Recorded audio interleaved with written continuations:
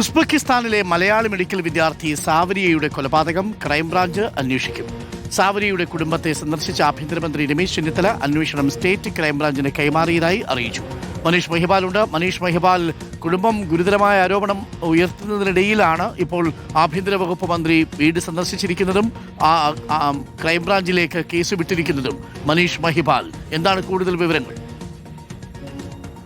അരുൺകുമാർ, നേരത്തെ ഉസ്ബെക്കിസ്ഥാനിലെ ബുഖാറ പോലീസ് ചില കാര്യങ്ങൾ മറയ്ക്കുന്നു എന്ന് കാണിച്ചുകൊണ്ട് ഈ പെൺകുട്ടിയുടെ പിതാവാണ് ആലപ്പുഴ ജില്ലാ പോലീസ് മേധാവിക്ക് പരാതി കൊടുത്തത്. അതിന്റെ അടിസ്ഥാനത്തിൽ ആലപ്പുഴ ഹരിപ്പാട് പോലീസ് ഈ പ്രതി സദറുൽ അനസിനെതിരെ കൊലക്കുറ്റത്തിന് കേസെടുത്തു. ഇപ്പോഴത്തെ ആഭ്യന്തര വകുപ്പ് മന്ത്രി ഇന്ന് വൈകിട്ട് 7:30 കൂടിയാണ് ഈ വീട്ടിൽ നേരിട്ടെത്തി സന്ദർശനം നടത്തി അമ്മയെയും ഒപ്പം തന്നെ ഈ പിതാവിനെ സന്ദർശിച്ച് എല്ലാ ഉറപ്പും ഈ കുറ്റക്കാരനെ പ്രതിക്കെതിരെ എല്ലാ തെളിവുകളും ശേഖരിക്കുമെന്നും ഉറപ്പായും ശിക്ഷ ഉറപ്പാക്കുമെന്നുള്ള ഉറപ്പ് നൽകിയിട്ടുള്ളത്. ഈ കേസ് സാധാരണഗതിയിൽ തന്നെ വിദേശത്ത് നടന്നൊരു സംഭവമായതുകൊണ്ട് തന്നെ കുറ്റകൃത്യമായതുകൊണ്ട് തന്നെ കേസിലെ തുടരന്വേഷണം ക്രൈംബ്രാഞ്ചിനെ ഏൽപ്പിക്കുകയാണ്.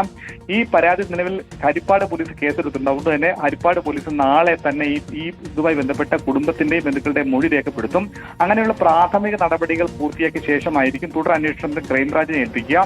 DGPയുടെ ഒരു റിപ്പോർട്ട് നിലവിൽ നാളെയോ മറ്റന്നാളോ തന്നെ ആഭ്യന്തര വകുപ്പിന് കൈമാറും. അതിനുശേഷമായിരിക്കും ഉത്തരവ് ഔദ്യോഗികമായി പുറപ്പെടുവിക്കുക എന്നാണ് നിലവിൽ ആഭ്യന്തര വകുപ്പ് വന്നിട്ട് ഓഫീസിൽ നിന്ന് അറിയിക്കുന്നത്. ഒപ്പം തന്നെ ഉസ്ബെക്കിസ്ഥാനിൽ നിന്നുള്ള വിവരങ്ങൾ എംബസി വഴി ശേഖരിക്കും. പ്രതിയെ കേരളത്തിൽ എത്തിക്കാനുള്ള സാധ്യതകൾ പരിശോധിക്കുകയാണ്. നിയമപരമായ അത്തരം സാധ്യതകൾ പരിശോധിച്ചുകൊണ്ടായിരിക്കും വിചാരണ അടക്കമുള്ള കാര്യങ്ങൾ കേരളത്തിലേക്ക് ആക്കുക. നിലവിൽ ബുഖാറ പോലീസിന്റെ അന്വേഷണത്തിൽ പല കാര്യങ്ങളും മറയ്ക്കുന്നു എന്ന് കുടുംബം ആരോപിക്കുന്നത്. പ്രധാനമായും ഈ പെട്ടെന്ന് പ്രകോപിതനായി ലാപ്ടോപ്പ് കൊണ്ട് അടിക്കുകയില്ലായിരുന്നു. പെൺകുട്ടിയെ നിരന്തരമായി ശാരീരികമായി പീഡിപ്പിച്ചതിന്റെ ലക്ഷണങ്ങൾ പോസ്റ്റ്മോർട്ടം റിപ്പോർട്ടിലുണ്ട് എന്നടക്കമുള്ള കാര്യങ്ങളുണ്ട്. ഒപ്പം തന്നെ ഗുരുതരമായ ആരോപണവും മറ്റു ചില ആരോപണവും കുടുംബം ഉന്നയിക്കുന്നുണ്ട്. Arunkumar, thank you. മനീഷ് മഹിപാലാണ് വിവരങ്ങൾ നൽകിയത്.